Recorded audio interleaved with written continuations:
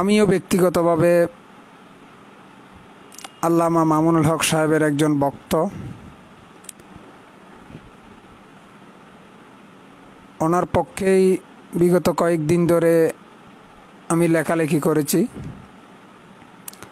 কিন্তু গতকাল ওনার লাইভটি দেখে খুবই মর্মাহত হয়েছিলাম। এবং ওনার লাইভে আমরা যে আশঙ্কা করছিলাম এবং বিভিন্ন লোকজন যেভাবে লেখালেখি করছিল যে জান্নাতারা ঝর্ণা এটি ওনার স্ত্রী নয়, ওনার স্ত্রী হচ্ছে আমেনা তৈয়বা, হোটেলের রেজিস্টারে আমেনা তৈয়বার হিসাবে লিপিবদ্ধ আছে। এসব বিভিন্ন বিষয় তিনি খোলাসা করবেন সেটা আমরা আশা করছিলাম। ওনার বিভিন্ন ভক্তরা যে মহিলার ছবি দিয়ে লিখছিল যে বোরকা কালার এবং রঙের সমস্যা, অনেকেই সে ঝর্ণাকে পতিতা পর্যন্ত বলেছে, লেখালেখি করেছে। এরপর যে কল রেকর্ডগুলো বিভিন্ন টিভি চ্যানেল প্রকাশ করছিল সেগুলো ফেক হিসাবে ওনার বক্তারা, বিশেষ করে আমিও মনে করেছিলাম এগুলো সব বানানো, কিন্তু না, উনি নিজেই এগুলো স্বীকার করে নিলেন। উনি বললেন ওনার প্রাইভেসিতে আঘাত এসেছে, উনি আইনি পদক্ষেপ নেবেন। তো এর মধ্য দিয়ে বোঝা যায় যে কল রেকর্ডগুলো আসলে ওনারই, এখানে কোনো বানানো ছিল না। তো আমি বলেছি, এবং আরেকটি বিষয় তিনি ক্লিয়ার করেছেন যে মেয়েটি এটি ওনারই স্ত্রী, ওনার দ্বিতীয় স্ত্রী। আমেনা তৈয়বা হচ্ছে ওনার প্রথম স্ত্রীর নাম। তো বিভিন্ন পরিস্থিতির কারণে তিনি ওনার স্ত্রীর নাম প্রথম স্ত্রীর নামে চালিয়ে দিতে চেয়েছিলেন, কিন্তু সেটি প্রকাশ হয়ে যায়। পক্ষান্তরে তিনি স্পষ্টভাবেই স্বীকার করে নিলেন যে জান্নাতারা ঝর্ণা এটি ওনার দ্বিতীয় স্ত্রী, এবং কল রেকর্ডগুলো এগুলো ওনারই। তো সে কারণে আমরা যারা ওনার ভক্তরা আছি, আমরা তো একেবারে আমাদের মুখে চুনকালি পড়ে যায়। সেই হিসেবে অত্যন্ত দরদ নিয়েই আমি 2 কলম গতকাল লিখেছিলাম, কিন্তু লেখাটা যে এত বেশি প্রসার হয়ে যাবে, এত বেশি ভাইরাল হয়ে যাবে, আমি সেটা কল্পনাও করিনি। তো সেই বিষয়ে আসলে ওনাকে আমি পরামর্শ দিয়েছিলাম ঘন ঘন লাইভে না এসে, বেশি কথা না বলে ওনাকে এই বিষয়ে একটু চুপ থাকার জন্যই মূলত আমি পরামর্শ দিয়েছিলাম, ওনার শুভাকাঙ্ক্ষী এবং একজন শুভানুদ্দায়ী হিসাবে। কিন্তু হয়তো এখন যেহেতু আমার লেখাটি বেশি প্রসারিত হয়েছে এবং আমার এখানে অনেকেই হয়তো আমাকে গালিগালাজ করে কমেন্ট করেছেন, তারা হয়তো বিষয়টি অত বেশি অনুধাবন না করে আমাকে ওনার একজন বিরোধী হিসেবে সাব্যস্ত করে নেন। বাস্তবে আমি ওনার একজন শুভানুদ্দায়ী, ওনার বক্ত হিসেবেই আমি অত্যন্ত দরদ নিয়ে গতকালে সেই লেখাটি আমি লিখেছি। আজকে আরেকটি বিষয়ে আমি একটু খোলাসা করতে চেয়েছিলাম, কিন্তু আজকে সারাদিনের বিভিন্ন ব্যস্ততা কারণে সেটি আমার পক্ষে সম্ভব হয়ে ওঠেনি। হয়তো বিষয়ে আমি অবশ্যই লিখব ইনশাআল্লাহ।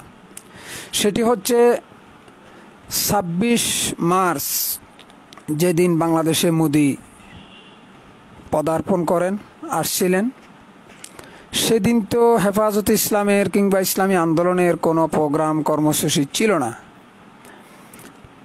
এমনকি অন্য সময় কর্মসূচি না থাকলে সাংবাদিক সম্মেলন করে এটি প্রচার করে আমাদের কোনো কর্মসূচি নাই, এটা বলারও কোনো কিন্তু রেওয়াজ নাই। সেই রেওয়াজ ভঙ্গ করেই হেফাজতে ইসলাম ঢাকায় সংবাদ সম্মেলন করে তারা ঘোষণা দিয়েছিল 26 তারিখ তাদের কোনো কর্মসূচি নাই। কিন্তু কর্মসূচি না থাকার পরেও কাদের উস্কানিতে সেদিন বাইতুল মোকাররম থেকে উত্তেজনা মিছিল এটি শুরু হয়। যদিও বা আমরা দেখেছি মসজিদে নামাজরত মুসল্লিদের বাইরে কিছু অজ্ঞাতনামা লোকজন পুলিশের সাথে তারা অবস্থান নিয়েছিল, তাদের উস্কানিতেই হয়তো ঘটনা সেখানে বেড়ে যায়। কিন্তু বাস্তবতা হচ্ছে এই যে বাইতুল মোকাররম থেকে মিছিলটা শুরু হয়, সেখানে কোনো দলীয় প্রোগ্রাম না থাকার পরেও, হেফাজতের কোনো কর্মসূচি না থাকার পরেও কিভাবে এই মিছিলের উদ্যোগ নেওয়া হয় এবং কাদের ইন্ধনে, কাদের ইশারায়, কাদের উস্কানিতে এই উদ্যোগ নেওয়া হয়, এখানে যদি প্রশাসন, সরকার একটু তদন্ত করে তাহলে কিন্তু বেরিয়ে আসবে। এরপর সেখান থেকে গুজব ছড়িয়ে দেওয়া হলো যে ঢাকায় বাইতুল মোকাররমে অনেক লোক মারা গেল। সেখানে বিভিন্ন কথাবার্তা বলার পর হাঁটাজারিতে খবর এলো, সেখানে ছাত্ররা উত্তেজিত হয়ে গেল। যেভাবেই হোক 4 জন হাঁটাজারিতে নিহত হলো। এরপর ঘটনা ছড়িয়ে পড়লো ব্রাহ্মণবাড়িয়ায়, সেখানে অনেক লোক মারা গেল। এরপরে হরতাল। আসলে ঘটনা যখন ঘটে গেল তখনই ওলামায়ে কেরাম হরতাল দিয়েছে। আপনারা লক্ষ্য করলে দেখবেন যে ঢাকার বাইতুল মোকাররমে হেফাজতের কোনো ঊর্ধ্বতন দায়িত্বশীল সেদিন ছিলেন না। একমাত্র আমাদের মামুনুল হক হুজুর ছাড়া অন্য কোনো ওলামায়ে কেরামকে কিন্তু 26 তারিখের প্রোগ্রামে দেখা যায় নাই। এরপরও কিন্তু হেফাজতের ঊর্ধ্বতন দায়িত্বশীলদের নামে মামলা দেয়া হয়েছে। আসলে আমার ব্যথা এবং বলার উদ্দেশ্যটাই হলো 2-1 জন ব্যক্তির কারণেই এই যে ইদানিং ঘটনাগুলো ঘটে গেল, কিন্তু এটার সাফার করতে হচ্ছে আজকে পুরো আলেম সমাজকে। বিশেষ করে ছোট ছোট নুরানি, হেফজখানা, এই যে ছোট মাদ্রাসাগুলোর ছাত্ররা কখনো কোনো মিছিল মিটিংয়ে যায় না। যদিও ব্যতিক্রম হিসাবে কোনো কোনো জায়গায় হয়তো 2-4-10 জন যেতে পারে, এটা ভিন্ন কথা, কিন্তু অধিকাংশ ক্ষেত্রেই এই যে নুরানি হেফজখানাগুলো ছাত্ররা, ছোট ছোট ছাত্র, 6 বছর, 7 বছর, 8, 9, 10 বছরের অধিকাংশ ছেলেরা হেফজখানায় পড়ে, নুরানিতে পড়ে। এরা মিছিল মিটিংয়ে যাওয়ার কোনো প্রশ্নই আসে না, যায়ও না। এরপরও আজকে এই যে বাইতুল মোকাররমের ঘটনার পর হাঁটাজারি এবং ব্রাহ্মণবাড়িয়ায় যে এতগুলো লোক মারা গেল, একটু ঘটনা হলো, জ্বালাও পোড়া হলো, এই প্রেক্ষিতেই কিন্তু আজকে মাদ্রাসাগুলো বন্ধের সার্কুলার এলো। তো আমার বলার উদ্দেশ্য হলো, আপনারা মাত্র কয়েকজন হেফাজতের কর্মসূচি না থাকার পরেও আমিরের আনুগত্য ব্যতি রেখে, আমিরের নির্দেশ না মেনে 2-1 জন যারা আপনারা নিরীহ আলেম ওলামা ছাত্রদের, মুসল্লিদের উস্কানি দিয়ে মিছিল করালেন, এরপর তার ঘটনা মানে হাঁটাজারি পর্যন্ত এলো, ব্রাহ্মণবাড়িয়া পর্যন্ত গেল, দেশময় ছড়িয়ে পড়ল। তাহলে এই যে কয়েকজনের কারণে আজকে পুরো আলেম সমাজ আমরা প্রশ্নবিদ্ধ। এরপরে মামুনুল হক সাহেব হুজুরের যে ঘটনা, সেটিও বিশাল একটা প্রশ্নের জন্ম দিয়েছে। তিনি একজন বড় নেতা, জাতীয় নেতা, সেই হিসাবে ওনাকে পথ চলা ওনার দরকার ছিল, প্রয়োজন ছিল, সেটা উনি করতে পারেন নাই। যদিও তিনি গতকালকে লাইভে সেজন্য দুঃখ প্রকাশ করেছেন। আসলে সরকারের সাথে যখন আপনি ফাইট করতে যাবেন, আপনাকেও সেভাবে কদম চিন্তা ফিকির করে কদম মারতে হবে। সেটা না করে আপনার সামান্য ভুলের কারণে আজকে পুরো ওলামায়ে কেরাম কলঙ্কিত হয়ে গেছে। সেখানে আপনি একজন মেয়ের ঘটনা নিয়ে কত কিছু তুলকালাম কাণ্ডই না ঘটল। তো এইসব বিষয় অতি উৎসাহিত হয়ে আপনি এবং আমাদের চট্টগ্রামের আরেকজন, তিনি, আপনারা তো সেদিন দেখলেনই, 26 তারিখ রাতে হেফাজত আমিরের গাড়ি পর্যন্ত আটকে দেওয়ার চেষ্টা করা হলো। মুফতি হারুন ইজহার গজওয়াই হিনচাই বলে যেভাবে 2-4 জন 100 জন নিয়ে জজবা ঝাড়লেন, বড় শক্তির সাথে লড়াই করা ক্ষুদ্র শক্তির, আমরা জানি এটা আত্মহত্যার শামিল। আমি পারবো না, পরিস্থিতি তৈরি হয় নাই, সেখানে আপনি ঢুস দিতে যাওয়া, মাথা ঠেকাতে যাওয়া, এটা তো বিশাল একটা আত্মহত্যার শামিল। এরপর দেখলেন এই যে সনদ, কওমি সনদ, এটা তো আমাদের অধিকার। এই ওনাদের উস্কানিতেই মুফতি হারুন ইজহার, ওনাদের উস্কানিতেই এবং মামুনুল হক সাহেব সহ কয়েকজনের উস্কানিতেই কিন্তু ছাত্ররা কওমি সনদ ছুঁড়ে ফেলার মতো, কওমি দাওরায়ে হাদিসের পরীক্ষা বর্জনের মতো একটা জনমত তৈরির ওনারা উদ্যোগ নিয়ে নিলেন। তো কওমি মাদ্রাসার ছাত্র তো এত জঘন্য হওয়ার কোনো প্রশ্নই আসে না। ওস্তাদের কমান্ডের বাইরে, ওস্তাদের নির্দেশের বাইরে ছাত্রদের যাওয়ার কোনো পরিবেশ কওমি মাদ্রাসায় নাই। তাহলে এগুলো কেন হচ্ছে? ছাত্রদের মাঝে ওস্তাদের সাথে বেয়াদবি করার এই মানসিকতা কিভাবে ঢুকিয়ে দেওয়া হচ্ছে? 26 তারিখের এই ঘটনার জন্য আমি মনে করি হেফাজতের ভিতরে লুকিয়ে থাকা কিছু উগ্রবাদী এরাই জড়িত। প্রশাসন যদি নিরপেক্ষ তদন্ত করে তাহলে অবশ্যই সেটা তারা প্রমাণ পাবে। আজকে সেই ঘটনার কারণে পুরো আলেম সমাজকে যেভাবে দোষারোপ করা হচ্ছে, দায়ী করা হচ্ছে, যত্রতত্র আলেম ওলামাদের গালিগালাজ করা হচ্ছে, এটা খুবই দুঃখজনক। যারা জড়িত, এমনকি ব্রাহ্মণবাড়িয়ার ওলামা ইকরামও তারাও বলেছেন ভিডিও ফুটেজ দেখে আপনারা ব্যবস্থা নেন, আমাদের কোনো অভিযোগ থাকবে না। আমিও আজকে স্পষ্টভাবে বলতে চাই, আপনারা নিরপেক্ষ তদন্তের মাধ্যমে 26 তারিখ হেফাজতের প্রোগ্রাম না থাকার পরেও কারা উস্কানি দিয়ে নিরীহ ছাত্রদের রাস্তায় নামিয়েছে তাদের ব্যাপারে আপনারা খোঁজখবর নেন, ব্যবস্থা নেন। এবং এই যে 20 জন লাশ কেন হলো, কিভাবে হলো, আপনারা নিরপেক্ষ তদন্তের মাধ্যমে যারা দায়ী, যারা জড়িত তাদের বিরুদ্ধে ব্যবস্থা নেন। কিন্তু ডালাওভাবে ওলামা ইকরামকে, ছাত্র জনতাকে নাজেহাল করার, গালিগালাজ করার কোনো অর্থ হতে পারে না। সেজন্যই আমি অত্যন্ত দরদ নিয়ে, আমরা মাঠে ময়দানে যেহেতু কাজ করি, রাস্তায় থাকি, প্রেক্ষাপট আমরা দেখছি, যারা এসি রুমে থেকে বিভিন্ন কথাবার্তা বলেন, আস্ফালন করেন, দুনিয়াটা উল্টে দেবে বলেন, এই বিষয়গুলো আপনারা একটু চিন্তা ফিকির করে বলবেন। আপনাদের এইসব আস্ফালনের কারণে, আপনাদের ভুলের কারণে আমরা যারা মাঠে ময়দানে তৃণমূলে থাকি, আমরা এগুলো সাফার করি। বলতে পারেন আপনি তো হেফাজতের দায়িত্বশীল না, আপনি তো ইসলামী আন্দোলনের দায়িত্বশীল না, আপনি কেন এই কথা বলেন? আমি বলি এই কারণে, আপনি যেমন টুপি এবং দাড়িওয়ালা, আমার মাথায়ও টুপি আছে, দাড়ি আছে। আপনার ভুলের কারণে আপনি জাতীয় পর্যায়ে নেতৃত্ব দেন, সেই কারণে আপনার ভুলের কারণে আমরা যারা গ্রামে বসে আছি, আমরা যারা সাধারণ মানুষের সাথে মিলেমিশে আছি, আমাদের ক্ষতি হচ্ছে।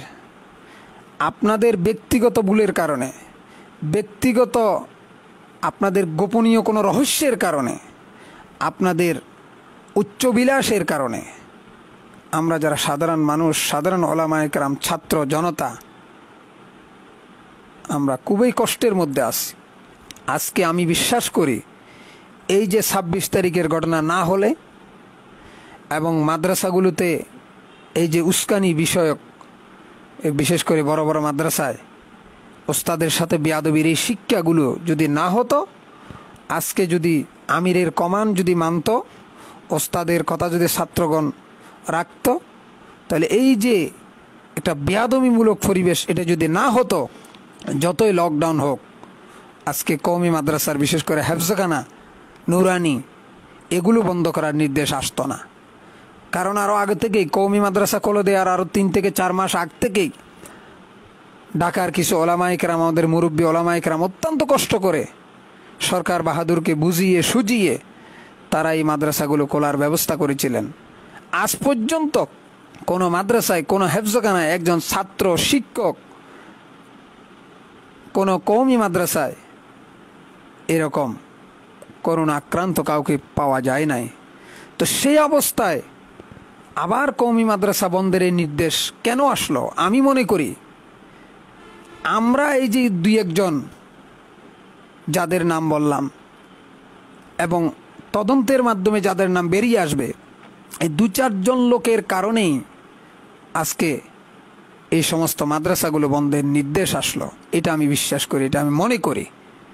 সেই জন্য আপনাদের প্রতি আমাদের আহ্বান থাকবে, আপনাদের কোনো নিজস্ব এজেন্ডা থাকলে, আপনাদের কোনো জিহাদি মনোভাব থাকলে সেটা আপনারা নিজস্ব কায়দায় করতে পারেন।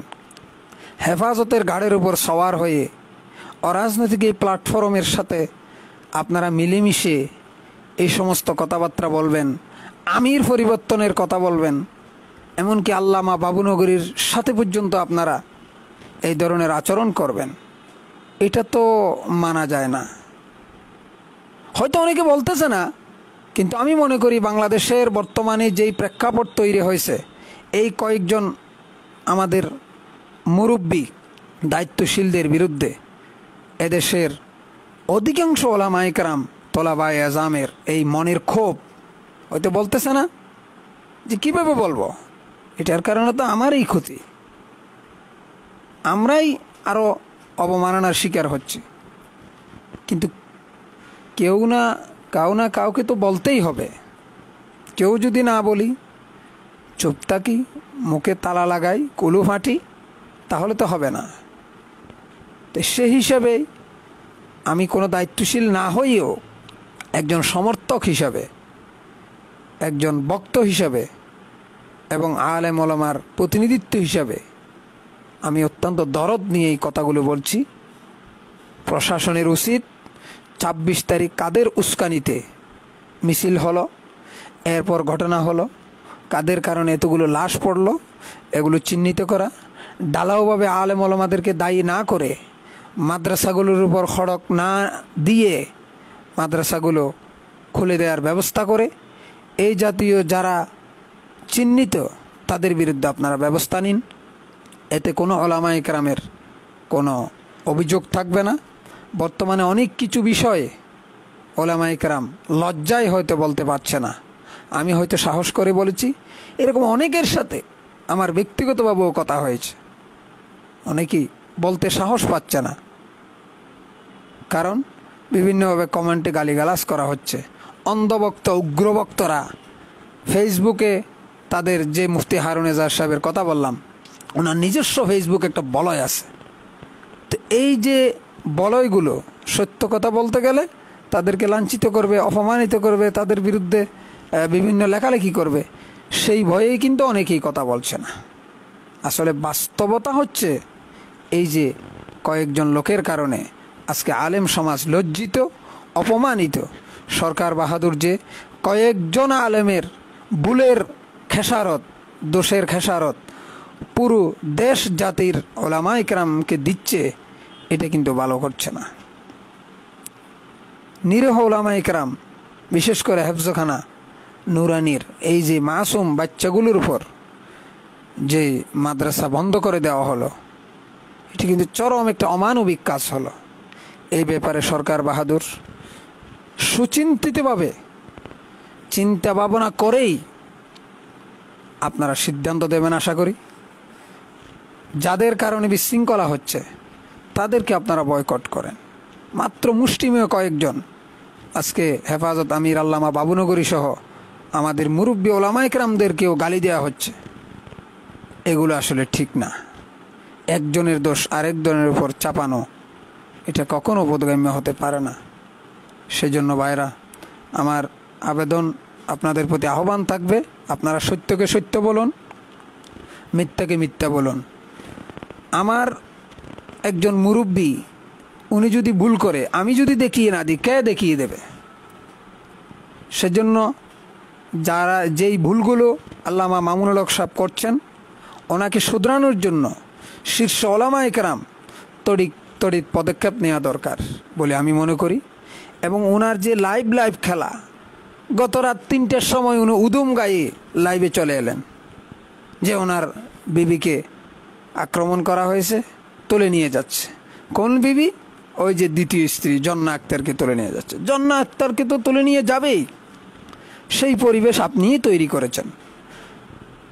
ওনাকে ধরে নিয়ে যাবে, কে বিয়ে পড়িয়েছে আপনার তাকে ধরে নিয়ে যাবে, কারা কারা সাক্ষী ছিল তাদেরকেও দেখবে। এটা তো আপনিই তৈরি করেছেন। যেই নাসিরের ব্যাপারে কথা হয়েছে, ক্রিকেটার নাসির, সেই আরেকজনের ছেড়ে দেওয়া তালাকপ্রাপ্ত স্ত্রীকে কেন বিয়ে করলো, সেই কথা নিয়ে আমরা অনেকেই কথা বলেছি। কিন্তু সে ক্রিকেটার হয়েও, আলেম না হয়েও, সে তো একটি কাগজ সৃষ্টি করেছে। তার কাছে কাবিননামা রয়েছে, তার কাছে ওই তালাকের কাগজপত্র আছে। কিন্তু আপনি শরীয়ত অনুযায়ী বুঝলাম আপনার বিয়ে হয়েছে, আলহামদুলিল্লাহ, কিন্তু যে দেশে আমরা বসবাস করি সে দেশের আইন তো আপনাকে ছাড়বে না। আপনি এত বড় একজন নেতা, এত বড় একজন রাজনীতিবিদ, আমাদের একজন রাহবার, আপনার তো অন্তত একজন চিড়াফাড়া একটা এফিডেভিট হলেও করা রাখা দরকার ছিল। সেটা তো আপনি করেন নাই। না করে আপনি আবার মিথ্যার উপর প্রতিষ্ঠিত হয়েছেন। প্রথমেই হোটেলের রেজিস্টারে আপনি আমেনা তৈয়বা, আপনার প্রথম স্ত্রী নিরীহ, তার নামটা এখানে এনে দিয়েছেন। তো প্রথমটাই তো আপনার মিথ্যার। তখন তো আর ছাত্রলীগ যুবলীগ আপনাকে আটক করতে আসে নাই।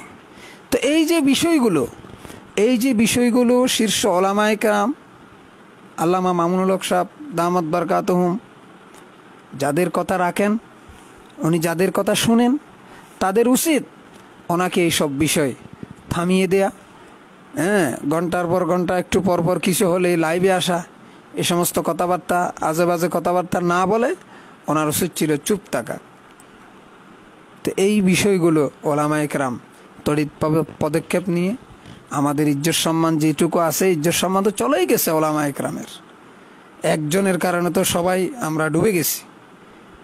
শুধু ইজ্জত সম্মানেই যায় নাই, বর্তমানে যে কোরআনের বাগানগুলো বন্ধ করে দেওয়া হয়েছে, এখানেই আমার ক্ষোভ এবং দুঃখটা সবচেয়ে বেশি। সেই হিসাবে আল্লামা মামুনুল হক সাহেব, আল্লাহ রব্বুল আলমিন ওনাকে মাফ করুন, সেই দোয়া করি। আমাদেরও ওনার সাথে সাথে আমাদেরও আল্লাহ রব্বুল আলমিন ক্ষমা করুন, সঠিক পথে যাতে আমরা চলতে পারি।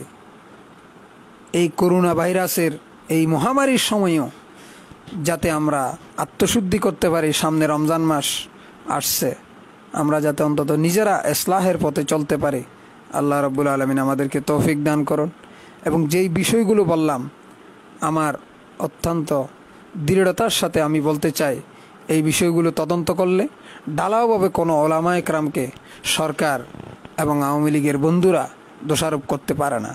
যারা দায়ী একমাত্র তাদের বিরুদ্ধে আপনারা পদক্ষেপ নেন, ব্যবস্থা নেন, আপনারা কাজ করেন। আর হেফাজত ইসলাম এর শীর্ষ দায়িত্বশীলদেরকেও অত্যন্ত শৃঙ্খলার সহিত পথ চলা চাই, যে কয়েকজন দায়িত্বশীলের ভুলের কারণে পুরো হেফাজত যাতে কলঙ্কিত না হয়, সবাই যাতে বিতর্কিত হয়ে না পড়ি, সেই বিষয়টা আমাদের প্রত্যেকের মাথায় রাখা উচিত। আমি সবাইকে ধন্যবাদ জানিয়ে আমার সংক্ষিপ্ত লাইভ এখানে শেষ করলাম। আসসালামু আলাইকুম ওয়া রাহমাতুল্লাহি ওয়া বারাকাতুহু।